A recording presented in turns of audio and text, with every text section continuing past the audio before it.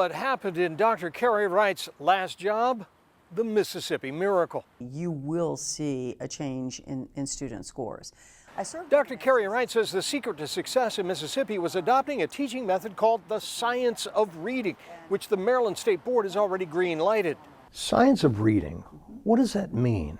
So most people they'll say, oh, that's phonics. Well, phonics is a part of the science of reading, but there's phonemic awareness, there is fluency, there's comprehension, there's vocabulary development, background knowledge development. Why is that different from what we've been doing? Well, a lot of people have been leaning into balanced literacy, and balanced literacy has no research to support it whatsoever. They use what's called a 3 cueing system, which basically tells kids, well, if you don't know the word guess, well, you don't learn to read by guessing. Wright called Maryland's fall in student performance over the last decade alarming. And to see how far we've dropped in those 10 years is scary to me, that we are sitting at a 47% proficiency rate in reading and a 23% proficiency rate in mathematics. So that to me was the first thing. It was like, okay, we got to turn this ship around. She recalls this meeting in November.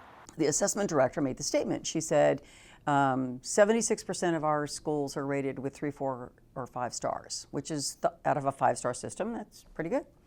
And then she said, but we have a 47% proficiency rate in ELA, English Language Arts, and a 23% proficiency rate in math.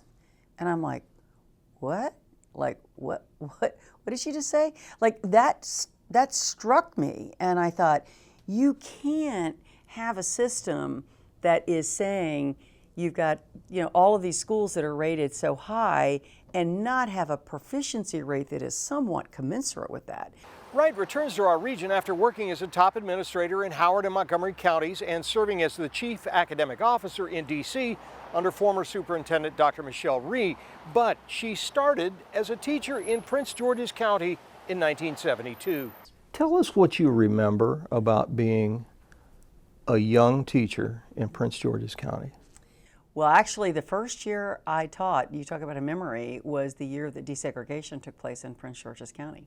And I was just so shocked at the inability of my 5th graders to read. It was one of the best experiences I think I've ever had. And it really caused me, really at a very early age, to really start focusing in on those little ones that I think needed our help the most. Sounds to me like you learned then that kids with disadvantages could do well. Oh yes, oh yes. That has been a driving force of mine my entire career. Wright said school safety and security are major issues that must be addressed with better accountability, but she does not endorse a statewide policy of SROs, an acronym for police officers in schools.